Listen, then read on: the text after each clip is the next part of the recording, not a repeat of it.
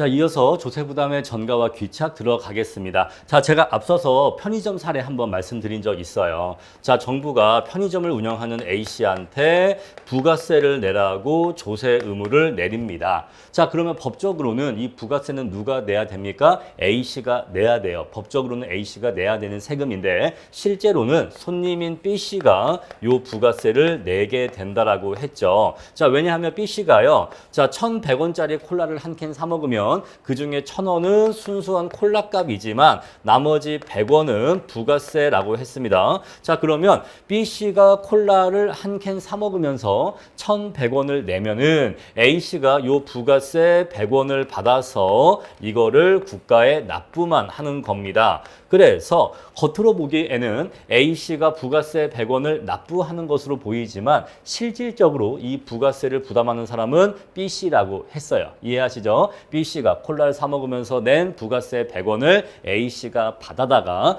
국가에 납부만 하는 겁니다. 자, 그래서 형식적으로는 A씨가 세금을 내지만 실질적으로는 B씨가 조세 부담을 지게 되죠. 자, 우리 이랬을 때 조세의 전가와 귀착이라는 개념을 이용해서 요걸 한번 설명해 볼게요. 자, 그러면요. 자, 정부가 A씨한테 세법의 규정에 의해서 A씨를 납세 의무자로 지정을 하죠. A씨야, 너 편의점 사업을 하니 부가세를 내라. 이렇게 납부 의무를 내립니다. 자, 우리 이것을 법적 귀착이라고 해요. 자, A씨가 세법의 규정에 의해서 납세 의무가 있게 되기 때문에 우리 이때 A씨를 법적 귀착자라고 합니다. 자, 그런데 실제로 이 조세 부담을 지는 사람은 A씨가 아니라 B씨거든요. 자, 이렇게 실제로 조세 부담을 지는 사람을 경제적 귀착자라고 해요. 자, 우리 여기서 경제적이라는 말은요, 실제로라는 의미로 이해하시면 됩니다. 자, 실제로 조세를 부담하는 사람은 B예요. 자, 그래서 세법에서는 A씨한테 세금을 내라고 했는데 법적 귀착자는 A씨인데 실제로 요 조세 부담을 지는 사람은 B란 말입니다. 자, 그러면 양자의 불일치가 왜 발생하는 거냐? 바로 A씨가 B씨한테 자신의 조세 부담을 떠넘겼기 때문에 가능한 거예요. 자, 국가에서 나한테 떨어진 부가세 납부 의무를 B씨한테 떠넘겼기 때문에 이러한 일이 발생하는 겁니다. 자, 우리 이렇게 자신의 조세 부담을 다른 사람한테 떠넘기는 것을 조세 부담의 전가라고 해요. 전가. 자, 떠넘기는 것을 전가라고 해요. 그래서 조세 부담의 전가가 발생하게 되면 법적 귀착자와 경제적 귀착자의 괴리, 차이가 발생하게 됩니다. 자, 우리 이렇게 해서 결국에 이 조세 부담을 지는 사람은 누구죠? B씨죠. 자, 이렇게 결국 조세 부담을 지는 것을 귀착이라고 해요. 그래서 이 조세 부담의 귀착은 B씨가 조세를 부담하게 되어서 B씨가 이 조세 부담의 귀착자가 되는 것입니다. 자, 우리 그래서 조세 부담을 떠넘기는 것을 전가라고 하고 그렇게 해서 조세 부담을 지는 것을 귀착, 조세 부담의 귀착이라고 해요. 자, 우리 그랬을 때 이 귀착이 얼마나 많이 이루어지느냐라고 하는 것은 가격 탄력성에 의해서 결정되는데 여기에 대해서는 뒤에 가서 다시 자세히 말씀을 드릴 거예요.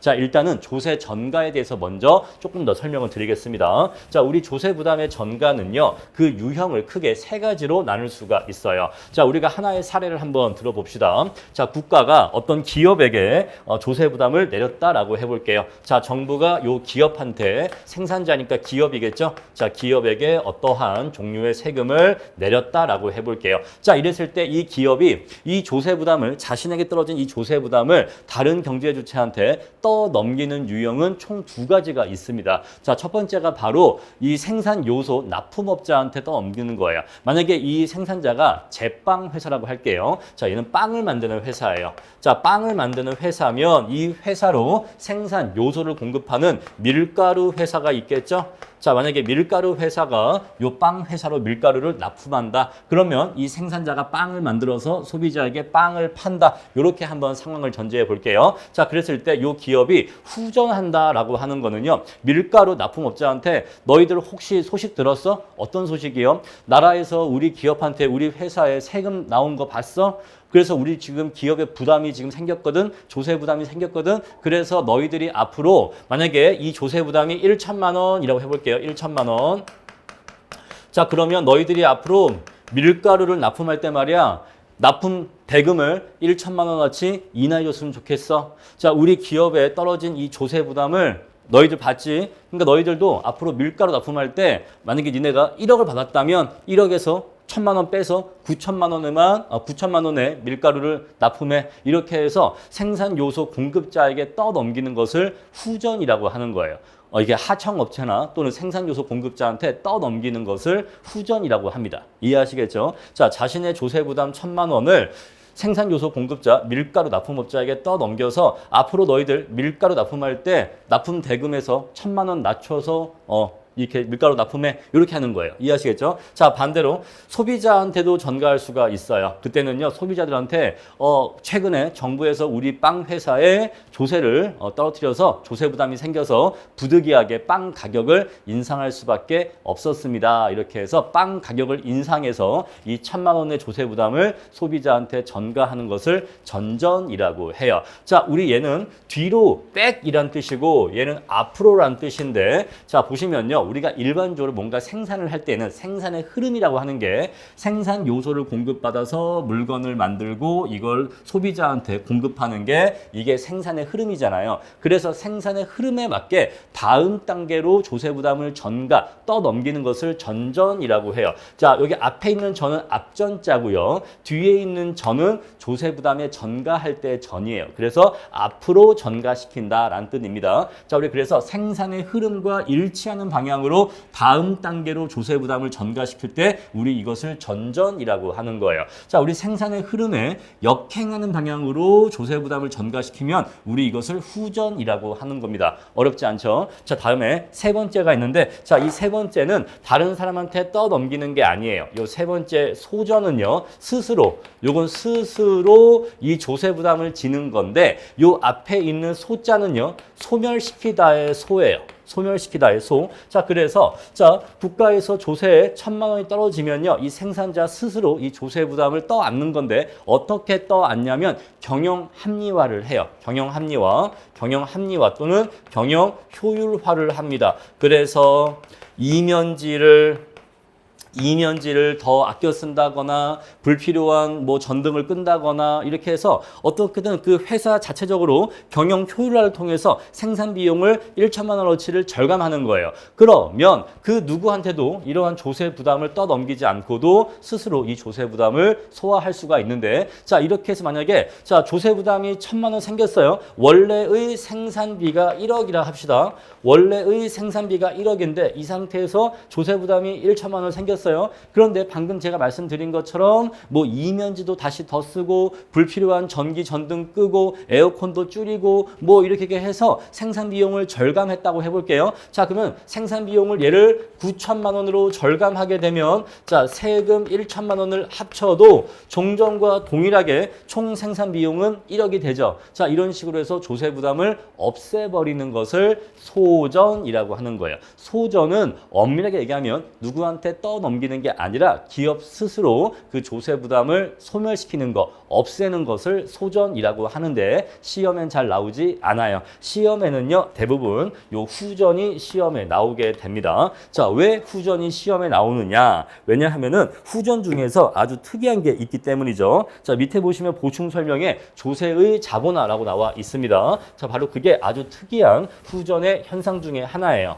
자, 조세 자본화 보시면요, 토지와 같이 공급이 고정되어 있는 재화에 조세를 부과하게 되면은 그 재화의 가격이 조세액의 현가한 만큼 하락하는 현상이 발생하는데 우리 이것을 조세의 자본화라고 합니다. 자, 이것을 좀 설명드리면요, 이런 거예요. 자, 우리가 어떠한 재화를 갖고 있었을 때 이 재화가 얼마의 가치를 가진다라고 합니다. 자, 우리 그랬을 때 어떤 재화의 가치를 측정하는 가장 기본적인 원리는 뭐냐면 가치의 정의에 입각한 건데, 자, 어떤 사람이 그 재화를 갖고 있음으로 인해서 장래 얻게 될 수익이 있을 거예요. 자, 이 미래 수익이 발생할 때 이것들의 현가 합을 구하면 어떤 재화의 가치를 구할 수가 있습니다. 자, 어떤 우리가 원룸 건물이 있다라고 할 때, 자, 우리가 이 원룸 건물이 뭐 20억이다라고 해볼게요. 자, 그러면 왜 이 원룸 건물은 20억의 가치를 가지느냐라고 했었을 때, 자, 이 원룸 건물에서 매년의 임대 수익이 생기겠죠.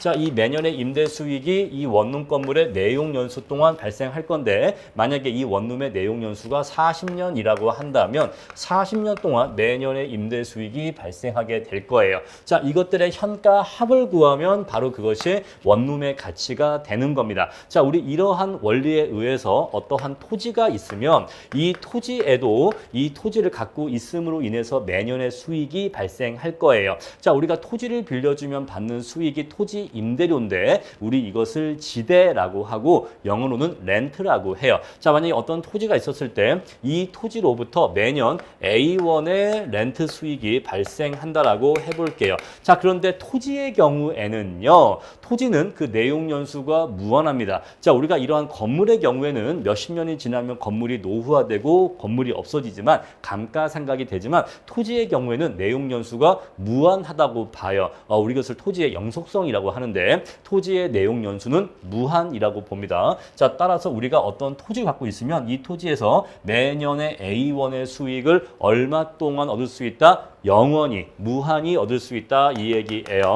자, 우리 그랬을 때 우리가 이자율 또는 할인율을 R이라고 한다면 자, 우리가 이 할인율을 10%라고 할게요. 자, 우리 이랬을 때 이러한 토지의 미래 지대 수익의 현가 합을 구하면 토지의 가치가 나오게 되는데 자, 우리 이러한 토지의 가치는요. 할인율 분의 매년 발생하는 토지의 지대 수익 이렇게 쓸 수가 있어요. 그래서 자, 매년 A의 수익이 영구히 발생하는 토지의 가치는 그 매년의 지대 수익을 할인율로 나누어 주게 되면 그 토지의 가치를 구할 수 있게 됩니다. 자, 만약에 우리 이 매년 얻어지는 지대 수익이 1천만 원이라고 하고 할인율이 10%라고 한다면 자, 1천만 원이 분자에 오고 분모에 0.1이 와주면 여기에 1억이라고 이렇게 토지 가치가 구해지는 거예요. 자, 우리 이렇게 매년 1천만 원의 지대 수익이 영원히 발생하는 토지의 가치는 이러한 원리에 의해서 1억이라고 평가할 수 있게 되는 겁니다. 이해하시겠죠? 자, 그런데 우리 이러한 토지에다가 매년 T1의 조세가 부과되었다라고 해볼게요. 자, 우리 조세가 없었으면 매년 A1의 지대 수익을 얻을 수 있었을 텐데 이제 매년 T1의 조세가 부과되면 이제 우리가 이 토지로부터 얻을 수 있는 매년의 지대 수익은 A 빼기 T로 바뀌게 돼요. 자, A인데 자, 이제는 A 빼기 T 그리고 A 빼기 T 그리고 A 빼기 T 이런 식으로 이제는 A가 아니라 얼마예요? A 빼기 T를 매년 얻을 수 있게 됩니다. 자, 우리 그러면요. 우리 똑같이 이제 매년 T1의 조세가 부과된 상태에서의 토지 가치를 구해 볼 거예요. 그러면 얘를 어떻게 구할 수가 있냐면 R분의 A 빼기 T R분의 A 빼기 T로 이렇게 구해지겠죠? 자, 바로 얘는 뭐예요? 얘는 조세 부과 후 토지 가치겠죠. 자, 그럼 이제 우리가 이 분수식을 여기다가 좀 올려서 쓸게요. 자, 조세 부과 후 토지 가치는 R분의 A 빼기 T인데 우리가 분자가 두 개가 있으니까 분수를 요렇게 하나 이렇게 나눌 거예요. 자, 그러면 우리가 이제 이것을 R분의 A 빼기 R분의 T로 이렇게 두 개로 나누어 쓸 수가 있어요. 그렇죠? 자, 근데 이게 뭐였죠? 이게 바로 원래의 토지 가치죠. 원래의 토지 가치. 자, 우리 그래서 얘는 원래의 토지 가치고요. 얘는 뭘까요? 바로 얘는 미래 조세 부담의 현가 합이에요. 미래 조세 부담의 현가 합인데 만약에 매년에 부과되는 이 조세액이 얘를 200만 원이라고 할게요. 200만 원. 매년 200만 원의 조세가 부과된다라고 한다면 이 매년 200만 원씩 발생하는 미래 조세 부담의 현가 합을 구하면 얼마가 되는 거 하니? 자, 우리 할인율이 0.1이었고 매년 200만 원이니까 얘가 2천만 원이 돼요. 그래서 빼기 2천만 원이 되는 겁니다. 자, 원래의 토지 가치는 1억 원이었으니까 우리 이 자리는 다시 1억 원이라고 바꿔줄게요. 자, 그러면 우리가 조세 부과 후 토지 가치는 8천만 원으로서 구해지게 됩니다. 지금 이 원리 하시겠죠? 자, 우리 그래서 자, 토지에게 매년 T1, 매년 200만 원의 조세를 부과하게 되면 매년 얻어지는 토지의 수익이 A 빼기 T가 되고 자, 우리 이것을 이렇게 두 가지로 나누게 되면은 요거는 원래의 토지 가치가 되고 요거는 미래 조세 부담의 현가 합이 되는데 바로 우리 이것을 조세의 자본화라고 하는 거예요. 조세의 자본화. 자, 매년 발생하는 매년 200만 원의 조세액이 마이너스 2천만 원의 마이너스 토지 가치가 되는 겁니다. 자, 1억짜리 토지를 8천으로 2천을 낮추죠. 왜 내려간 거죠? 바로 미래 조세 부담의 현가합, 즉 조세의 자본화가 이루어져서 요 매년 발생하는 200만 원의 조세 부담이 마이너스 2천만 원이라는 토지 가치화된 거예요. 자, 이것을 조세의 자본화라고 합니다. 자, 우리 그래서 이렇게 되는 경우에는 재화의 가격이 원래 1억짜리였는데 조세액의 현가합 2천만 원이죠. 자, 요거만큼이 즉시 하락하게 되어서 토지 가치가 8천만 원이 되는 현상을 조세의 자본화라고 합니다. 아시겠죠? 자, 우리 이랬을 때 조세 부담을 그러면 누가 지는 것이냐라는 것이죠. 자, 원래 이러한 조세가 없었으면 이 토지는 원래 1억짜리였죠. 그러면 1억의 토지를 팔 수 있었을 겁니다. 그런데 이제 이러한 조세 부담이 생기면 매수인이 이러한 조세 부담이 있는데도 종전과 똑같이 1억 원의 이 토지를 사줄까요? 당연히 안 사겠죠. 여러분들이 매수인이라고 해도 당연히 안 사겠죠.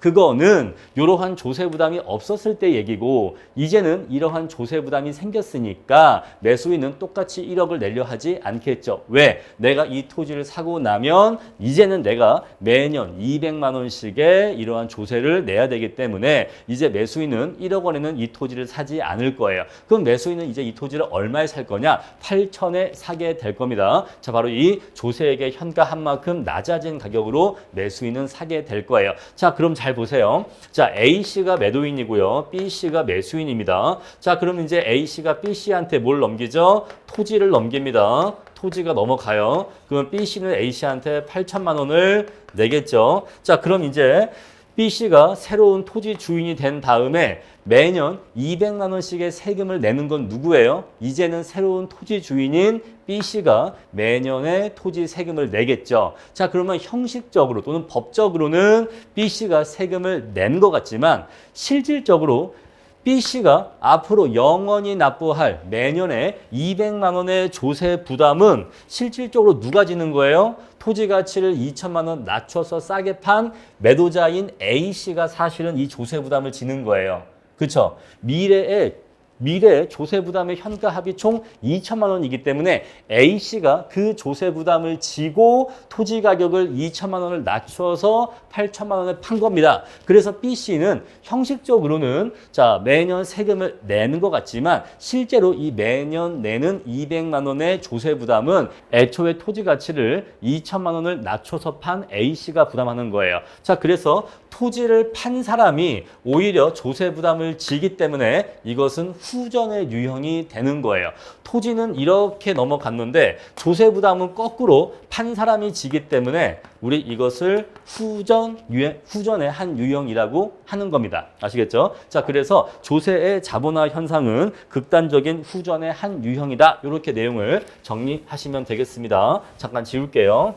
자, 그럼 이제 우리가 세금의 종류에 대해서 알아볼 겁니다. 자, 세금은요, 크게 종량세가 있고 종가세가 있어요. 자, 종량세는요, 재화의 수량에 따라서 부과하는 세금을 종량세라고 하고, 우리가 재화의 가격에 대해서 부과하는 세금을 종가세라고 합니다. 자, 우리 종량세는요, 가장 쉽게 얘기하면 물건 한 개당 얼마씩 부과하는 세금을 종량세라고 하는 거예요. 자, 그 물건이 얼마짜리인지는 중요하지 않아요. 그냥 한 개당 얼마씩 의 세금을 부과하는 겁니다. 자, 만약에 우리가 콜라가 있다라고 한다면 콜라 한 캔당 200원이라고 이렇게 세금을 붙이는 거죠. 그러면 콜라 한 캔에 200원이면 콜라 10캔이면 2,000원 되겠죠. 자, 이렇게 종량세를 부과하는 것입니다. 자, 종가세는요, 가격에 일정 비율로 부과하는 세금이기 때문에 만약에 세율이 10%다라고 한다면 자, 어떤 물건은 10,000원짜리 물건이 있고 어떤 물건은 30,000원짜리 물건이 있겠죠. 자, 우리 이랬을 했을 때 10,000원짜리 물건은 세금이 1,000원 붙는 거고 30,000원짜리 물건은 세금이 3,000원이 붙는 거예요. 따라서 종가세는 그 가격의 일정 비율로 세금을 부과하는 것이다.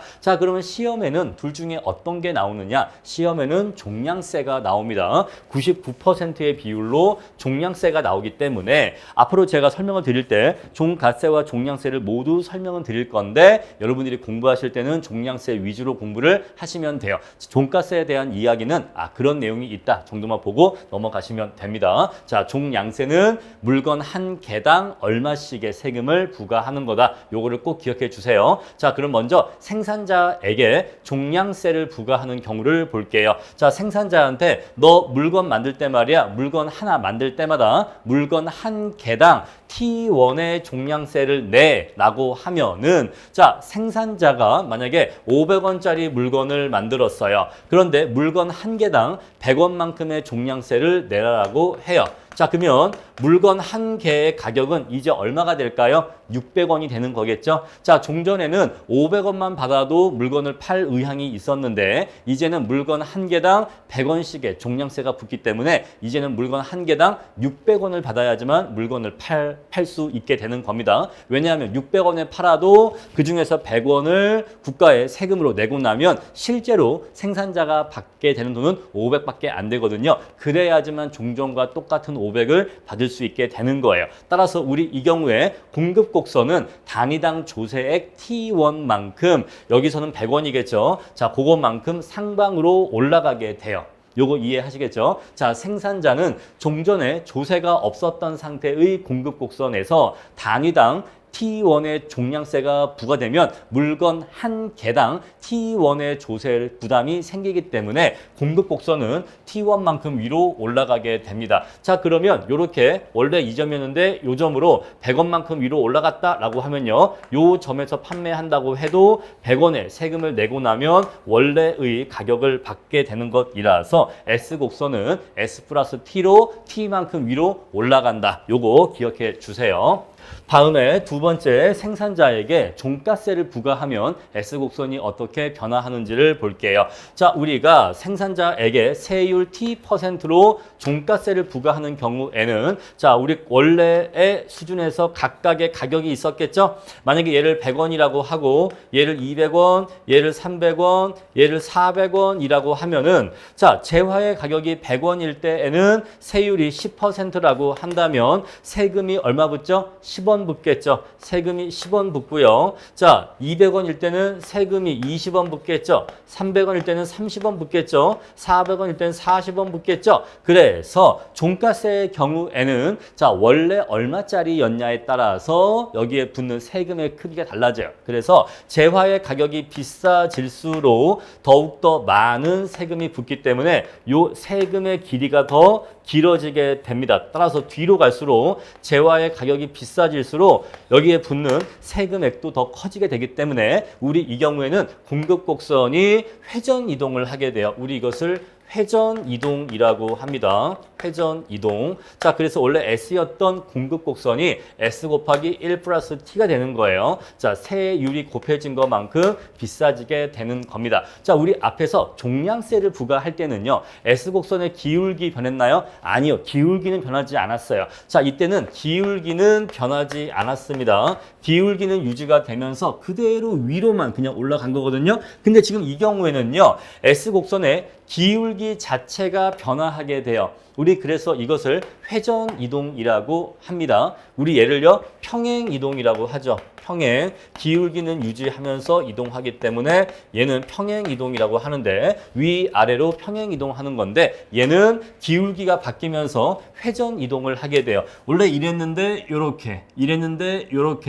회전 이동을 하게 됩니다. 자, 종가세는 그렇다더라 정도만 보시고 넘어가시면 돼요. 자, 그럼 이제 우리가 이번에는 수요자에게 단위당 T1의 종량 종량세를 부과할 겁니다. 자, 원래 소비자는요, 사과를 사 먹을 때 사과 한 개에 500원을 지불할 의사가 있었대요. 그런데 이제 여기에 사과 한 개당 100원씩의 세금이 붙습니다. 자, 소비자한테 부과한다 이 얘기는요, 소비자 너 앞으로 사과 한 개 사 먹을 때마다 100원씩의 세금을 내 라고 이렇게 세금을 부과하는 거예요. 자, 그러면 나는 원래 사과 하나에 대해서 500원까지 지불할 의사가 있었는데 이젠 내가 사과를 하나 소비할 때마다 나라에 100원씩의 세금을 내야 되거든요. 자, 그랬을 때 우리가 세금이 부과되었다고 해도 나는 사과 한 개를 소비할 때 500원까지만 지불할 의사가 있다는 건 변함이 없어요. 자, 그러면 어떻게 되냐면, 자, 난 여전히 사과 한 개에 대해서 500원을 낼 거예요. 하지만 나는 사과 하나 먹을 때마다 100원의 세금을 내야 됩니다. 자, 그러면 난 이제 순수하게 사과에 대해서 지불할 의사가 있는 금액은 400원으로 400원으로 하락하게 되는 거예요. 이해하시겠죠?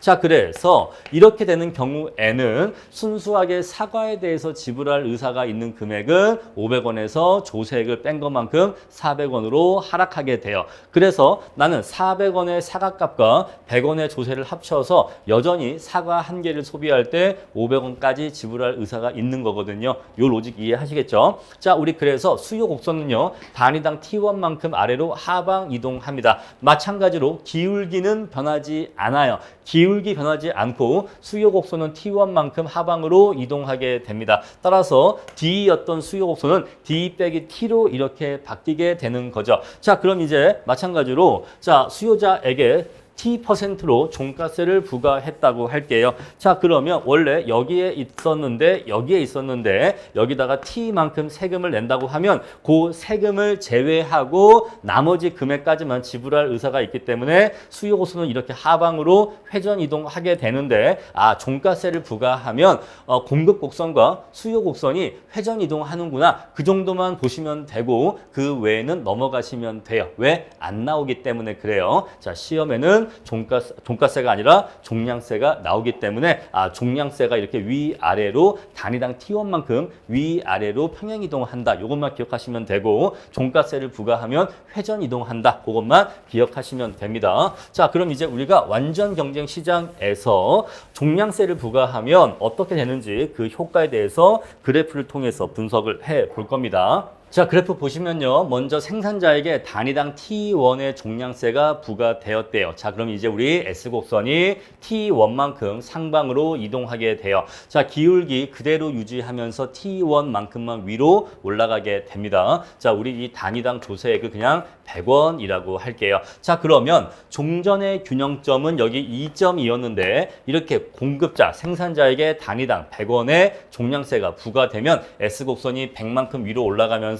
새로운 균형점이 여기에 생기게 되죠. 자, 바로 얘가 새로운 균형점입니다. 자, 그러면요, 종전에는 균형 가격이 P0였었고 그때 Q0가 균형 거래량이었는데 이렇게 생산자에게 조세를 부과하고 난 뒤에는 새로운 균형점이 여기가 되고 그때의 재화의 가격은 P1이 되고 그때의 균형 거래량은 Q1이 됩니다. 따라서 종전보다 거래량이 요만큼 감소한다는 걸 알 수가 있고 재화의 가격이 요만큼 상승한다는 걸 알 수가 있어요. 자, 만약에 우리가 원래 종전의 가격이 100원이었다고 할게요. 자, 숫자가 헷갈리니까 요거를 100이라고 하지 말고 요거를 10이라고 하겠습니다. 단위당 10원의 조세가 부과되었다라고 해볼게요. 자, 우리 그랬을 때 만약에 요 가격이 106원이 되었다라고 해보겠습니다. 자, 그러면요, 소비자의 입장에서는요, 원래 종전에 내가 한 개에 100원 주고 사던 물건을 조세가 부과된 이후에는 얼마 줘야 살 수 있는 거예요? 106원을 줘야만 살 수가 있는 거예요. 자, 그러면 소비자는 종전보다 재화 한 개를 구입할 때마다 6원씩을 더 내야 되는데, 자, 바로 이것은 소비자의 부담입니다. 자, 이러한 조세가 없었으면 소비자는 100원에 살 수 있었던 물건인데 생산자에게 단위당 10원의 조세가 부과되었기 때문에 소비자가 종전보다 106원, 6원을 더 줘서 물건을 사야 되거든요. 따라서 이 플러스 6원은 소비자의 부담이라고 얘기할 수가 있어요. 이해하시겠죠? 하지만 생산자라고 해서 꼭 좋은 것도 아닙니다. 자, 소비자가 아무것도 모르고 생산자한테 얘기합니다. 야, 넌 좋겠다. 뭐가 좋은데? 물어봤더니 너 나한테 종전에 100원에 팔던 물건을 이제 나한테 106원에 팔잖아. 그러니까 네가 얼마나 좋겠어. 종전보다 나한테 더 비싸게 파니까 라고 하니까 생산자가 얘기하죠. 모르는 소리 하지 마. 네 입장에서는 네가 종전보다 6원 더 비싸게 100원에서 106원을 내면서 사니까 열받고 배가 아프겠지만 나도 너한테 106원에 팔아서 겉보기에는 내가 돈을 더 번 것 같지만 나는 너한테 106원에 판 다음에 그중에서 10원을 난 나라에 세금을 내야 돼. 그래서 내가 106원에 물건을 너한테 팔아도 10원의 세금을 내고 나면 내가 실제로 손에 쥐는 돈은 96원이야. 요거 아시겠죠? 자, 그래서 106원에 소비자한테 물건을 팝니다. 그런데 생산자는 물건 한 개 팔 때마다 10원의 세금을 내야 될 의무가 있죠. 자, 우리 10원의 요 세금이 요 수직 길이와 똑같습니다. 왜냐하면 이랬던 S가 이렇게 올라가니까 요 S와 S곡선 사이의 수직 요 길이가 바로 10이에요. 따라서 요 10의 세금을 내고 나면 결국 생산자가 수취하게 되는 금액은 96원이 돼요.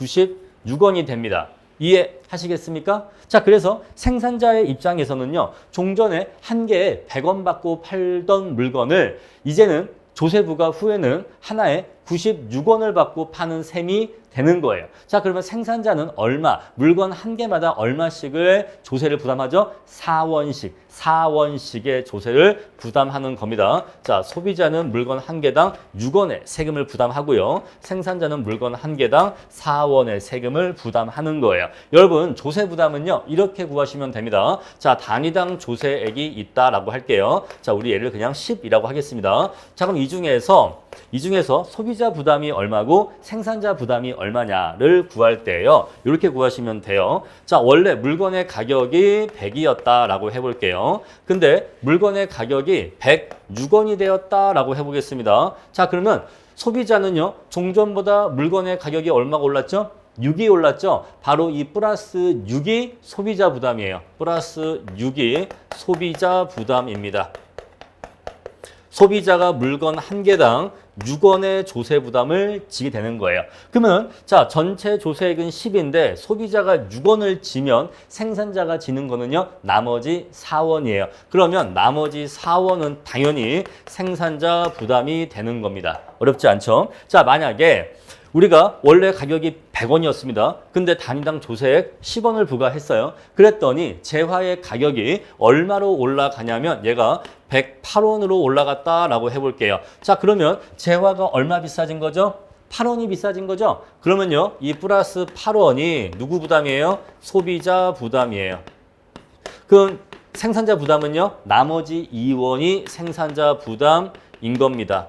아시겠죠? 자, 원래 100원인데 이러이러했는데 조세를 부과하니까 자, 만약에 얘가 102로 올라갈 수가 있겠죠? 102로. 자, 그러면요, 이때는요, 누가 얼마나 부담이죠? 이때는 플러스 2가 재화의 가격이 상승한 것만큼이 소비자 부담이에요. 그러면 생산자 부담은요, 안 봐도 뻔하죠? 플러스 8이에요. 플러스 8이 생산자 부담인 겁니다. 아시겠죠? 자, 우리 그래서 정부는요, 생산자에게 단위당 10원의 조세를 부과했습니다. 그랬더니 100원짜리 물건이 106원이 되었어요. 그 말은 소비자가 물건 한 개당 얼마씩의 조세를 부담한다? 6원씩의 조세를 부담한다, 이 얘기예요. 그리고 생산자는 나머지 4원의 조세를 부담한다, 이 얘기입니다. 아시겠죠? 자, 이렇게 해서 요만큼 가격이 요만큼 비싸지는 건 소비자 부담이고, 자, 세금을 내고 나면 요거밖에 못 받죠. 그래서 돈을 요만큼을 덜 받게 되는 건 요만큼은 생산자 부담이다, 이 얘기예요. 물건 한 개당, 아시겠죠? 물건 한 개당 생산자 부담이 저러하다라는 것이에요. 자, 우리 그래서 지금까지 내용을 정리하면 이렇게 정리할 수가 있어요. 자, 조세를 부과하게 되면 원래의 균형점은 여기 2점이었는데 조세 부과 후에 새로운 균형점 여기 F점이라고 얘기할 수가 있습니다. 자, 우리 그래서 시장 가격이 원래 P0에서 P1으로 이렇게 상승하게 돼요. 자, 시장 가격이 이렇게 상승하게 되는데 시장 가격의 상승폭만큼이 누구의 부담이다? 소비자의 부담이다. 이렇게 정리하시면 됩니다. 소비자의 부담이다. 그런데 한 가지 놀라운 게 있죠.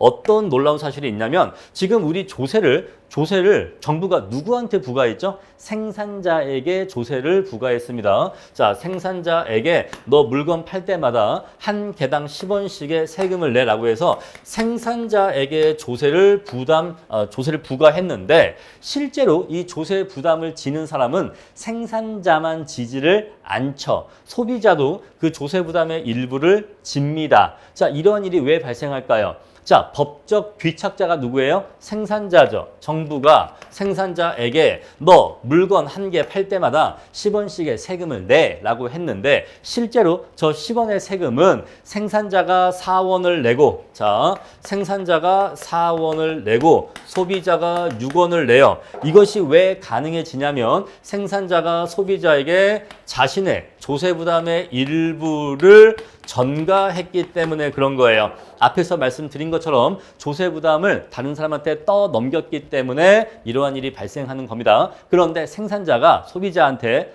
조세 부담의 전부를 전가시키진 못하고 조세 부담의 일부만 전가시켰어요. 그래서 전체 조세 부담 10원 중에서 6원만 전가를 시켰는데 자, 우리 그랬을 때 생산자가 소비자한테 얼마나 조세 부담을 많이 떠넘길 수 있느냐라고 하는 것은 소비자와 생산자의 서로 간의 가격 탄력성의 크기에 의해서 결정되는 건데 거기에 대해서는 뒤에 가서 말씀을 드릴게요. 아시겠죠? 자, 어쨌거나 지금 조세 부담의 일부가 전가되었다는 걸 알 수가 있다. 분명히 국가가 조세를 부과한 사람은 생산자인데 조세를 부과받지 않은 소비자가 그 조세 부담의 일부를 부담하고 있기 때문에 조세 부담의 일부가 소비자에게 전가되었다는 걸 알 수 있다. 이 얘기이죠. 자, 우리 그래서 소비자 지불 가격은 P1이 되고요. 종전보다 비싸지게 되고요. 하지만 생산자도 이렇게 판 다음에 요만큼의 조세를 내야 되기 때문에 실제로 생산자가 수취하는 금액은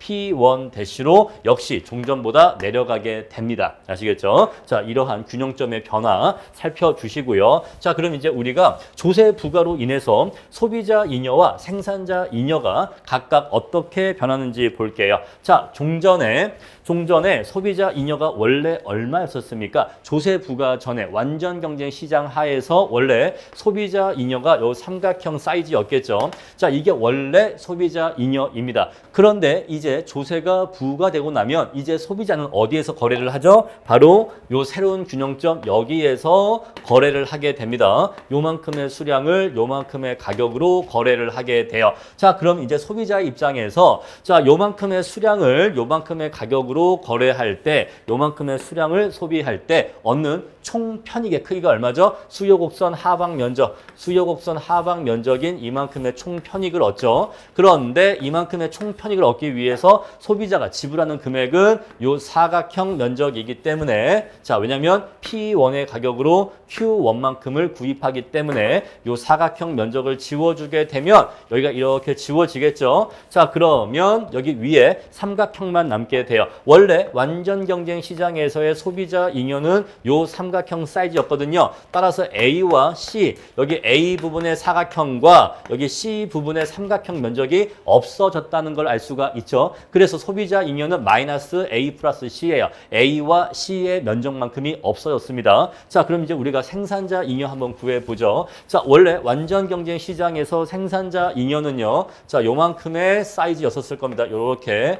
여기가 생산자 잉여였었겠죠. 자, 그런데 이제 생산자의 입장에서는 조세 부과 후에 거래점이 어디예요? 자, 소비자의 입장에서는 여기서 거래하지만 생산자의 입장에서는 요 점에서 거래하는 셈입니다. 왜냐하면 소비자는 요 금액을 내기 때문에 요 금액을 내면서 요만큼을 수요하기 때문에 소비자의 입장에서는 요 점에서 거래하는 것으로 느껴지겠지만 생산자의 입장에서는 요만큼의 수량을 요 가격을 받으면서 파는 것으로 인식되기 때문에 생산자 입장에서의 거래점은 요 점이 되는 거예요. 아시겠죠? 그러한 차이점. 자, 우리 그래서 단위당 조세액만큼 양자의 괴리가 발생합니다. 자, 그럼 이제 요 점에서 거래한다라고 치면은 자, 우리 요만큼의 수량을 요만큼의 돈을 받고 팔게 되면 그때 생산자가 받는 총 수입은 요 사각형 면적이 됩니다. 요 사각형 면적이 되는데 그 중에서 반드시 받아야 되는 S곡선 하방 면적은 요만큼이기 때문에 요만큼이 지워지게 되겠죠. 자, 그러면 생산자 잉여는요, B와 D 부분이 없어진다는 걸 알 수가 있어요. 따라서 생산자 잉여는 B와 D 부분이 없어지게 됩니다. 하지만 이 중에서 정부는요, 조세 수입이 생기죠. 자, 여러분 이거 공식입니다. 요거 암기해 주셔야 돼요. 자, 정부의 조세 수입은 어떻게 구하느냐? 요 공식 굉장히 유용한 공식입니다. 자, 정부의 조세 수입은요, 조세 부과 후 거래량 곱하기 단위당 조세액, 요렇게 해주세요. 정부의 조세 수입. 정부의 조세 수입은 조세 부과 후 거래량 곱하기 단위당 조세액입니다. 자, 우리 요 공식을 그대로 가져가 볼게요. 요거 필기하시고요. 자, 지금 우리가 조세 부과 전 거래량이 있고 조세 부과 후 거래량이 있어요. 자, 조세 부과 전 거래량 요겁니다. Q0예요. 그러면 조세 부과 후 거래량은요, Q1입니다. 그죠? 자, 우리 그래서 조세 부과 후에는 Q1만큼의 수량을 거래해요. 자, 요거 구했고요. 그 다음에 두 번째, 단위당 조세액 얼마죠? 바로 요거예요. 요 길이입니다. 요 길이. 바로 요 길이가 단위당 조세액이에요. 자, S곡선이 여기 이렇게 있었다가 얘가 이렇게 올라갔죠? 그래서 이 S곡선과 요 S곡선의 수직 높이 차이, 바로 요 길이, 바로 요 수직 길이가 단위당 조세액이 돼요. 따라서 우리 요 그래프에서 정부의 조세 수입을 나타내는 부분은요, 바로 여기입니다. A 플러스 B예요. A 플러스 B. 바로 요 사각형 면적이 정부의 조세 수입을 나타내는 겁니다. 자, 이게 뭐라고요? 이게 단위당 조세액. 이게 뭐라고요? 조세 부과 후 거래량. 아시겠죠? 자, 그래서 여기가 조세 부과 후 거래량이고 이 세로 길이가 단위당 조세액이기 때문에 얘하고 얘를 곱해주면은 정부의 조세 수입이 생기는 거예요. 우리 그래서 정부의 조세 수입은 A 플러스 B라고 얘기할 수가 있어요. 따라서 소비자 잉여 중에서 A는 누가 가져간다? 정부가 가져간다. 생산자 잉여 중에서 B는 누가 가져간다? 정부가 가져간다. 그러면 소비자 잉여 중에서 C하고 생산자 잉여 중에서 D는요. 요 C하고 D는요. 아무도 가져간 사람이 없어. 정부도 안 가져갔대. 정부도 안 가져갔는데 소비자는 C만큼 잃어버렸고 생산자는 D만큼 잃어버렸대요. 바로 이게 뭐죠? 바로 이게 총잉여의 상실이에요. 우리 이것을 후생손실 또는 초과부담이라고 합니다. 자, 우리 그래서 여기 C 플러스 D만큼의 후생손실, 초과부담이 생기게 돼요. 자, 우리 따라서 단위당 T1의 조세를 부과하게 되면 삼각형의 후생손실이 생기게 되는데 우리 그것을 표시한다면 여기로 이렇게 표시할 수가 있어요. 바로 여기가 후생손실 또는 초과부담이라고 합니다. 자, 우리가 정부가 조세를 부과하면 왜 초과부담이 생기는가에 대해서는 제가 앞서서 말씀을 드렸어요. 자, 조세를 부과하게 되면 상대 가격체계가 교란되어서 민간의 의사결정이 교란되면서 그로 인한 효율성의 상실이 생긴다. 그래서 초과부담이 생긴다라고 말씀드렸습니다. 자, 우리 그래서 조세를 부과하게 되면 이 삼각형의 초과부담이 생긴다라는 거 말씀드렸어요. 여러분들 이 그래프를 통해서 소비자 잉여의 변화와 생산자 잉여의 변화 그리고 조세 수입이 어딘지를 다 확인하실 수 있어야 됩니다. 자, 그리고 한 가지만 더 말씀을 드릴게요. 자, 뭐냐면요. 여러분들이 이걸 많이 혼동하시는데 자, 소비자가 지금 이 정부의 조세 수입 중에 일부를 부담하고 생산자도 이 조세 중에 일부를 부담하거든요. 그랬을 때 우리가 조세를 부담한다라고 하는 것은 단가 기준이 있고 총액 기준이 있어요. 근데 단가와 총액이 잘 구분이 안 되시는 경우가 있는데 자, 지금 단가와 총액을 구분해야 되는 겁니다. 자, 먼저 총액부터 말씀을 드릴게요. 자, 아까 제가 뭐라고 했냐면 정부의 조세 수입은 여기 A 플러스 B라고 했어요. 요 사각형 부분이 정부의 조세 수입이라고 했습니다. 자, 그러면 이 정부의 조세 수입은 이 중에서 소비자가 일부 얼마를 낼 거고 나머지는 생산자가 내겠죠. 자, 우리 그랬을 때 소비자가 부담하는 조세 총액은 또는 조세 부담액의 총액은 이 중에서 어디 있냐면 바로 A예요. A. 자, A 부분을 소비자가 부담하는 겁니다. 여기 A 부분을 소비자가 내는 거예요. 자, 그리고 생산자가 내는 부분은요, 바로 여기 B입니다.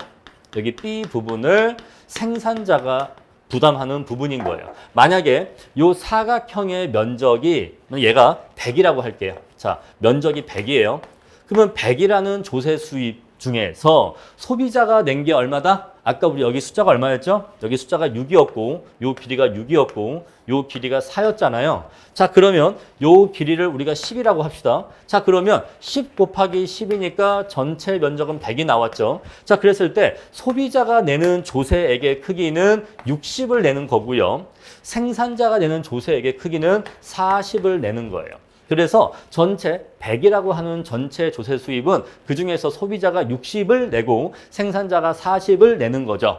자, 우리 그렇게 해서 우리가 총액으로 얘기하면 이렇게 얘기할 수 있는 거예요. 총액으로 얘기하면 전체 100 중에서 100이라고 하는 조세 수입 중에서 소비자가 내는 게 60이고 생산자가 내는 게 40이야.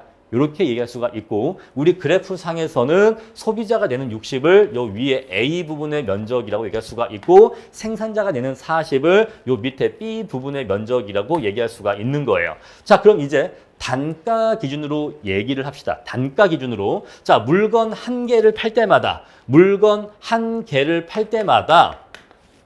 단위당 10원의 조세를 부담해야 되는데 물건 한 개마다 10원의 조세를 부담해야 되는데 그때 소비자는 물건 한 개당 6원의 조세를 부담하고 생산자는 4원의 조세를 부담하는 거예요. 요거는 단가로 얘기한 거예요. 단가로. 아시겠죠? 물건 한 개당 붙는 세금이 10원인데 그 10원 중에서 물건 한 개당 소비자는 6원의 조세를 부담하고 생산자는 4원의 조세를 부담하는 거예요. 그러면 그 단가는 어떻게 표시할 거냐? 그 단가는 세로 길이로 표시하는 거예요. 바로 여기, 바로 여기 세로 길이가 단가 기준의 부담이에요. 단가로 기준한 조세 부담이라고요. 요 길이가 6이잖아요. 요 길이가 6이니까 소비자는 물건 한 개당 6원의 조세를 부담한다. 요 얘기고. 자, 그 다음에 생산자는요.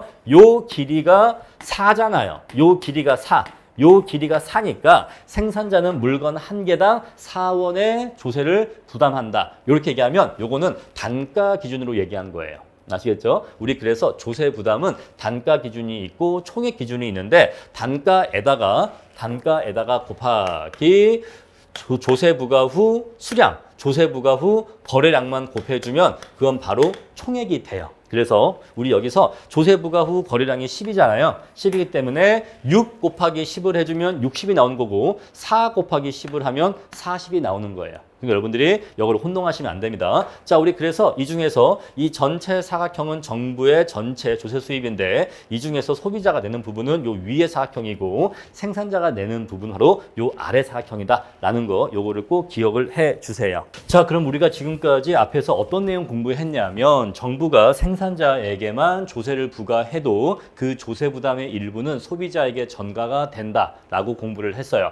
자, 마찬가지입니다. 자, 정부가 조세를 소비자에게 부과한다고 해도 역시 그 조세 부담의 일부는 생산자에게 전가가 돼요. 따라서 정부가 조세 부담을 내리면 조세를 부과하면 수요자와 생산자 사이에 일부씩 조세 부담을 나누어 가지게 되는데 자, 이랬을 때 누가 더 조세 부담을 많이 지게 될 것이냐 또는 누가 더 상대방한테 조세 부담을 더 많이 떠넘길 수 있을 것이냐에 대해서 공부를 해볼 거예요. 자, 단위당 T1의 조세가 부과되면 누가 더 세금을 많이 부담할까에 대한 이야기인데 여러분들이 이것을 이해하시려면 제가 저 앞에서 가격 탄력성 강의를 할 때 자, 가격 탄력성은 곧 힘을 의미한다라고 말씀드렸던 그 내용을 떠올리셔야 됩니다. 자, 우리 앞에서 수요의 가격 탄력성의 크기는 소비자의 힘을 의미한다라고 말씀을 드렸어요. 자, 따라서 수요의 가격 탄력성이 높다라고 하는 것은 그만큼 수요자의 힘이 세다라는 것인데 여기서 힘이 세다라고 하는 것은 팔의 힘이 세다라는 것을 의미하는 것이 아니라 거래에 있어서 협상력이 세다라는 것을 의미하는 거예요. 자, 우리 어떠한 경우에 수요의 가격 탄력성이 커졌었습니까? 자, 대체재가 많이 존재하면 자, 수요자들은요 꼭 그 재화가 아니어도 다른 재화를 구입하면 되기 때문에 수요의 가격 탄력성이 커졌습니다. 따라서 A 제품이 비싸지게 되면 또는 A 제품의 세금이 부과되어서 들어서 A 제품의 생산자가 소비자인 나에게 이 조세 부담의 일부를 떠넘기려고 하면 나 그러면 니네 거 안 살 거야. 나 A 아니어도 B, C, D 살 거 많거든. 이라고 한다면 A의 생산자가 나한테 조세 부담을 잘 떠넘기지 못할 거예요. 이해하시겠죠? 자, 그래서 대체재가 많을수록 수요자의 경우에는 수요의 가격 탄력성이 커집니다. 따라서 조세 부과로 X제의 가격이 상승할 때 X제의 수요를 많이 감소시킬 수가 있어요. 왜냐하면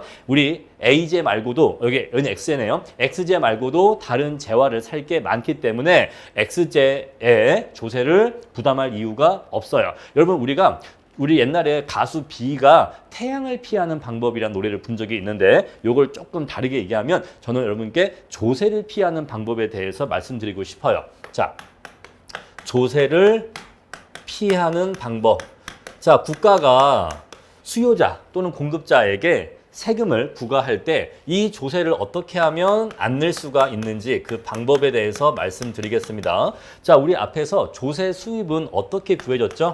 정부의 조세 수입은요, 공식 제가 말씀드렸죠.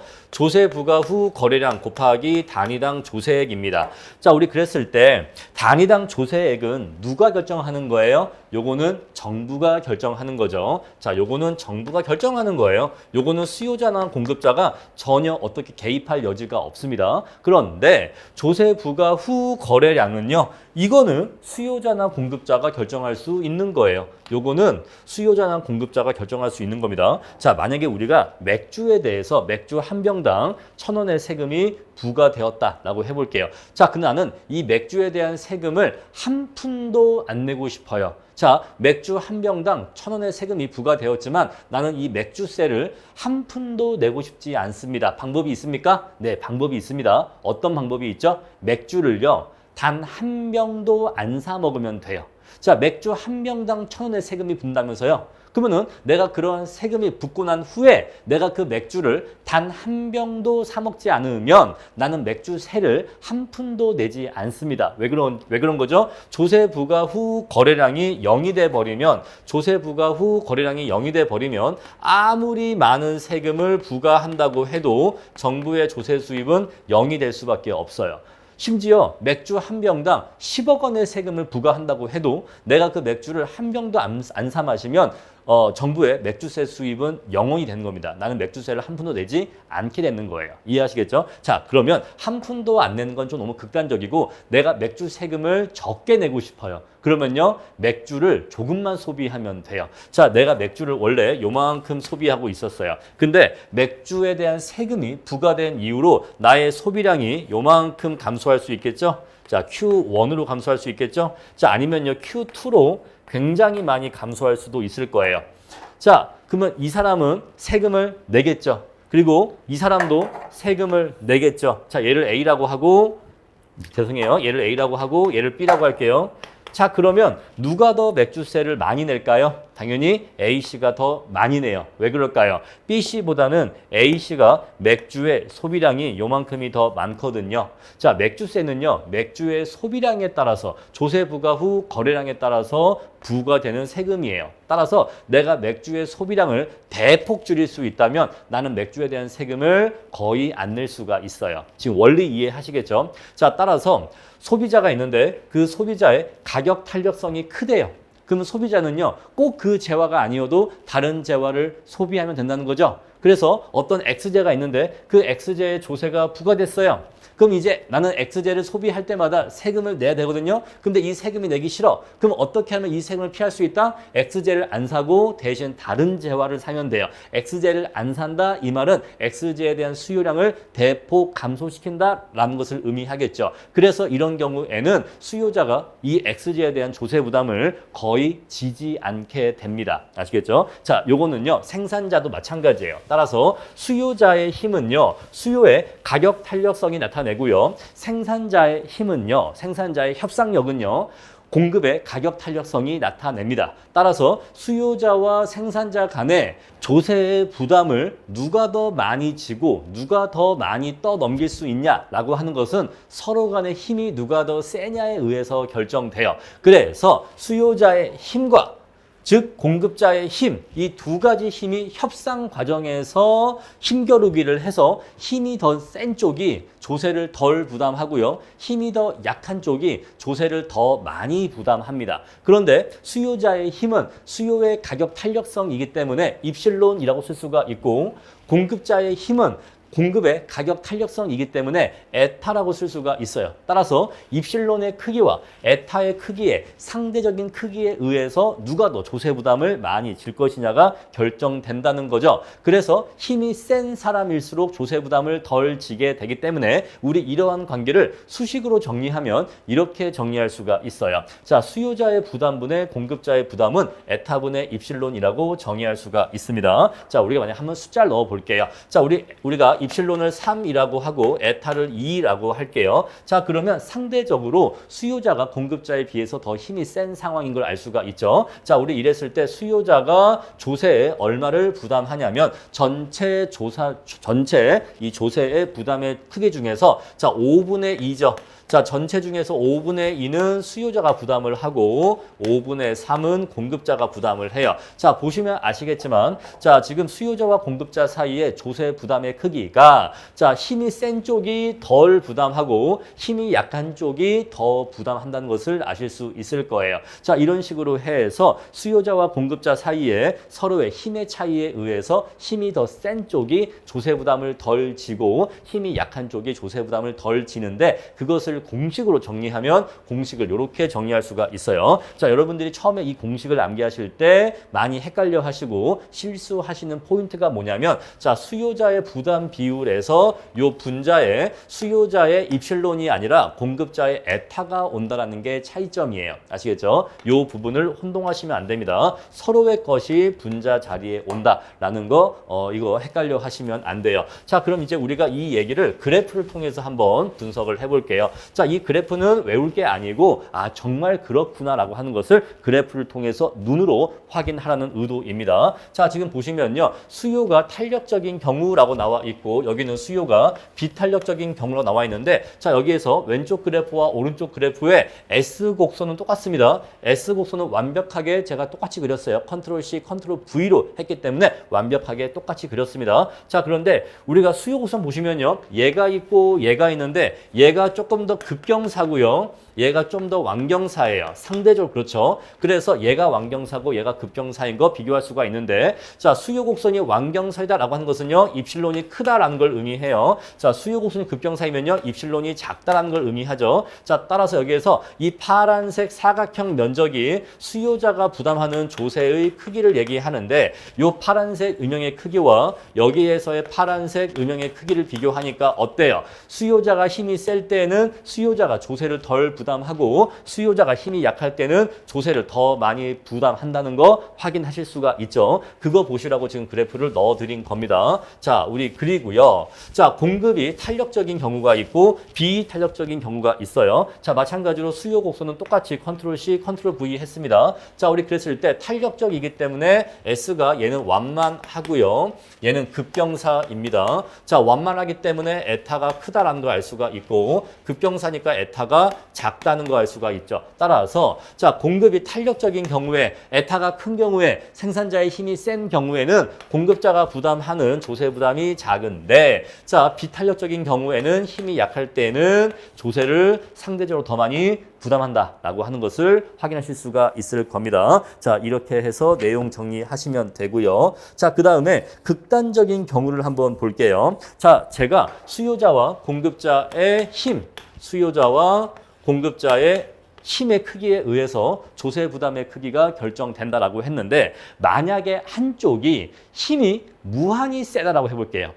만약에 한쪽의 힘이 무한히 세요. 자, 만약에 수요자의 입실론의 크기가 무한대다라고 해보겠습니다. 자, 그러면 이때는 수요자의 힘이 무한히 센 거예요. 무한히 센 사람은 아무도 이길 수가 없죠. 그때는요, 수요자는요, 조세를 한 푼도 부담하지 않아요.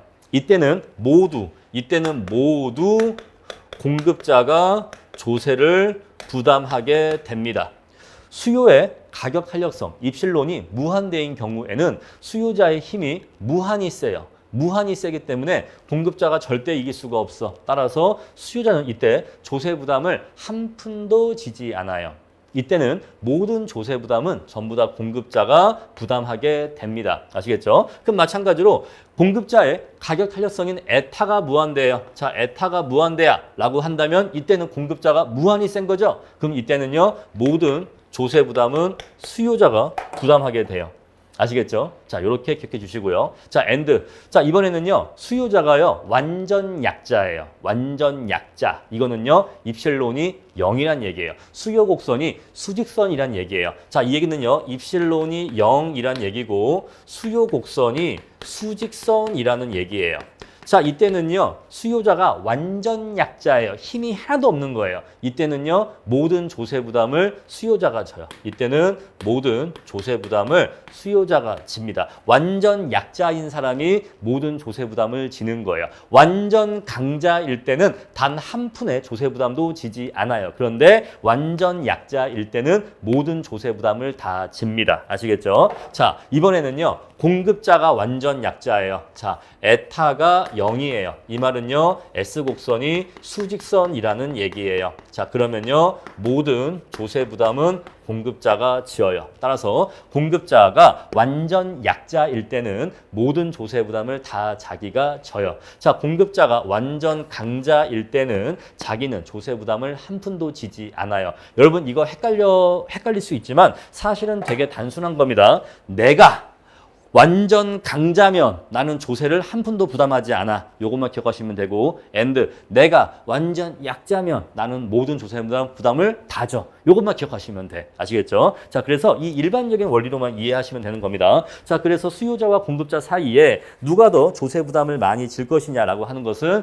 둘 중에 누가 더 힘이 세냐라는 것에 의해서 결정되는데, 자, 그런데 극단적인 경우에는 이렇게 된다라는 것이에요. 자, 이렇게 해서 자, 기본적인 내용 다 말씀드렸고요. 자, 이제는 우리가 조세에 대한 이야기를 마무리 짓고 관련되는 내용으로서 보조금에 대한 내용을 말씀드리고자 합니다. 자, 보조금은요, 조세와 방향이 반대죠. 자, 조세는 정부가 민간으로부터 돈을 빼앗아 가는 행위가 조세 징수인데, 보조금을 준다라고 하는 것은 반대로 정부가 민간에게 돈을 주는 것이 보조금의 지급이죠. 그래서 조세와 보조금은 그 방향이 정반대인 성격이 있습니다. 자, 그럼 이제 우리가 한번 전기차, 요새 뜨거운데 전기차를 전제로 해서 한번 얘기해 볼게요. 자, 나라에서 전기차 생산을 장려하기 위해서 자, 전기차 생산업자한테 전기차 한 대 만들 때마다 단위당 S1의 보조금을 주겠다라고 한다라고 해볼게요. 자, 그러면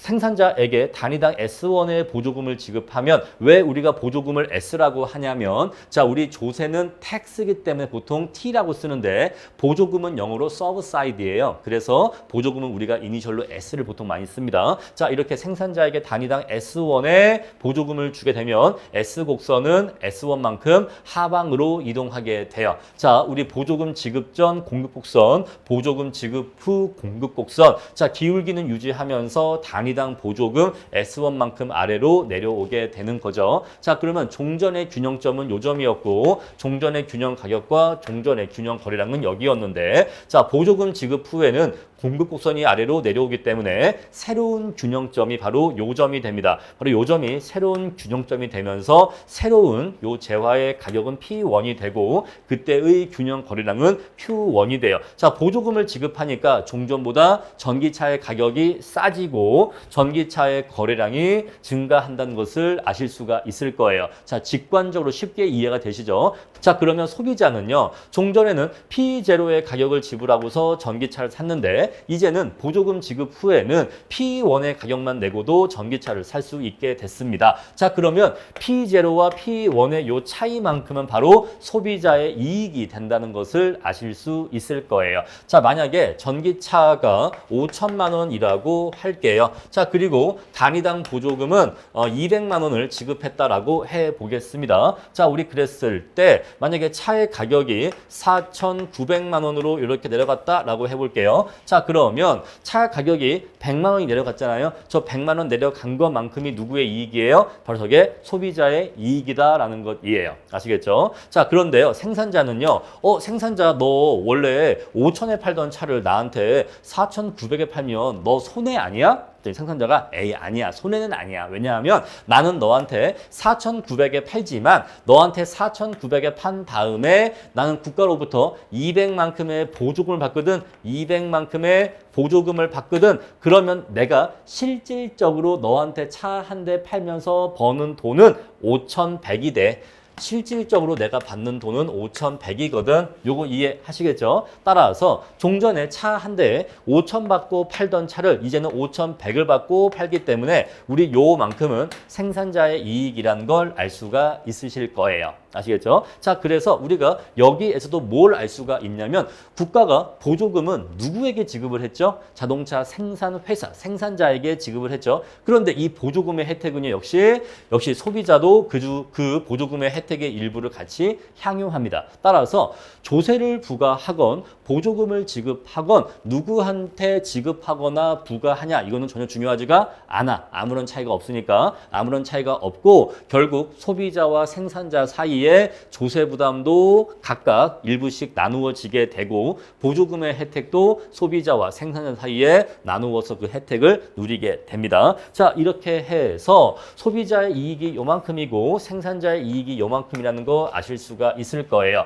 자, 우리 그랬을 때 소비자 잉여와 생산자 잉여의 크기에 대해서 한번 분석을 해 봅시다. 자, 먼저 원래 보조금 지급 전에 소비자 잉여가 어디였냐면 요점이니까 요 삼각형만큼이 소비자 잉여입니다. 자, 그런데 보조금 지급 이후에 소비자의 입장에서 보조금 지급 이후에 거래점이 어디죠? 바로 요점이죠. 소비자는 요점에서 거래하는 것으로 인식합니다. 그래서 종전보다 더 낮은 가격으로 종전보다 더 많은 수량을 소비하는 것으로 소비자는 인식하죠. 따라서 여기까지 수요 곡선의 하방 면적은 이 빨간색 면적으로 표시할 수가 있는데 자, 소비자가 Q1만큼의 차를 사면서 지불하는 가격은 P1만 지불하기 때문에 자, 우리가 지불하는 금액은 이 사각형 면적인 걸 알 수가 있어요. 따라서 이 부분을 이렇게 지워주면은 요 위에 빨간색 삼각형만 남게 되는데 자, 종전에는 여기 A 부분만 삼각형 여기 A 부분만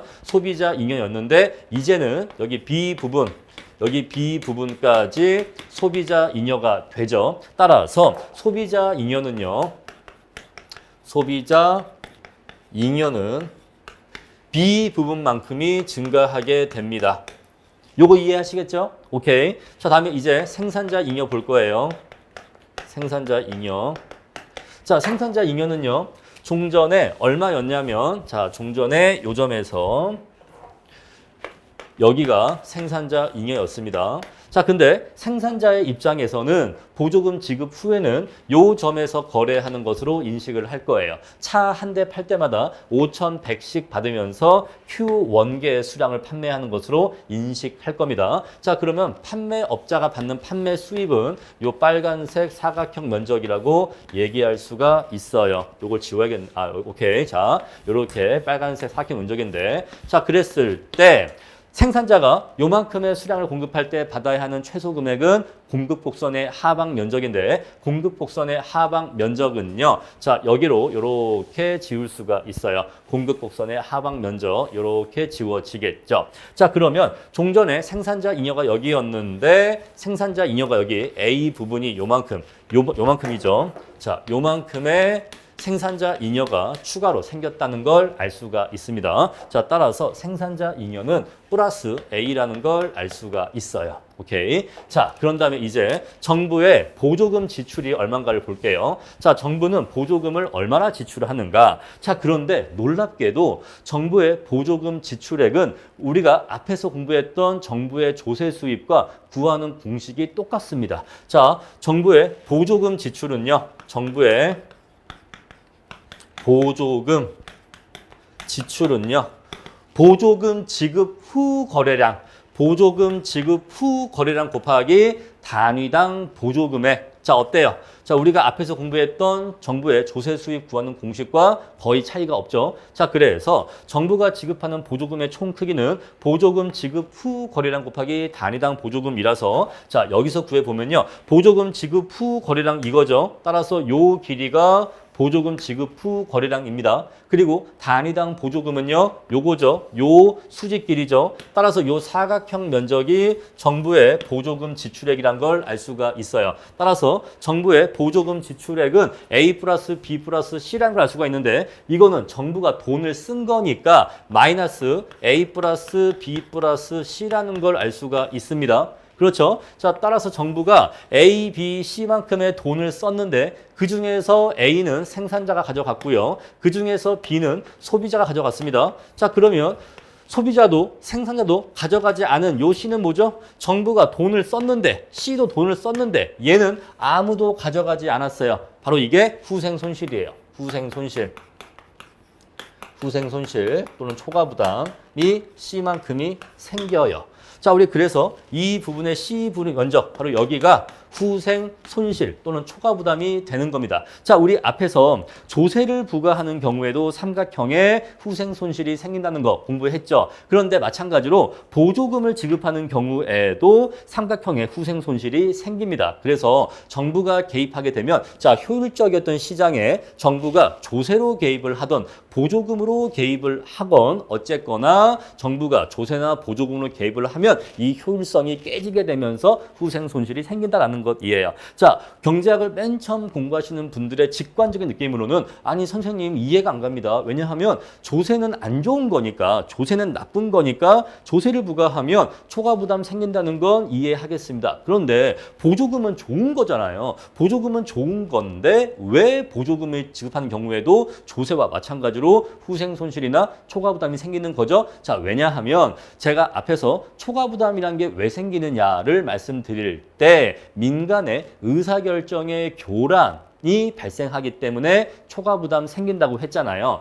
자, 조세는 이미 말씀드렸고 우리가 보조금 한번 얘기해 봅시다. 자, 일반 내연 기관차가 있고요. 그냥 내연차라고 할게요. 자, 그리고 이제 전기차가 있어요. 그러면 현재 각각의 가격이 있는 상태에서 민간의 의사결정은요. 자, 원래 얘네들의 가격을 토대로 해서 전기차를 몇 대 사고 내연차를 몇 대 사고 전기차를 몇 대 사야지 이러한 의사결정이 원래 있었을 거란 말입니다. 그죠? 자, 우리 그 의사결정을 의사결정 1이라고 할게요. 자, 그런데 이제 정부에서 전기차한테 한 대당 얼마? 200만 원씩. 한 대당 200만 원씩의 보조금을 주겠다라고 하면은 전기차의 가격이 200만 원어치가 하락하게 되는 거예요. 전기차의 가격이 싸지게 되는 거라고요. 그러면 이 상태에서의 자동차 구매 의사결정은 얘를 의사결정 2라고 한다면 의사결정 1과 의사결정 2는 같을까요? 당연히 다르겠죠. 보조금 지급 전의 의사결정과 보조금 지급 후의 의사결정은 다를 겁니다. 그렇죠? 따라서 이 둘은 같지가 않아요. 이 말은 곧 의사결정에 교란이 발생한다는 얘기예요. 따라서 보조금을 지급하는 경우에도 민간의 의사결정을 교란시키기 때문에 그래서 초과 부담은 발생하게 되는 겁니다. 자, 이렇게 해서 조세와 보조금까지 모두 다 말씀을 드렸습니다. 제 4장 이론 강의 마치겠습니다.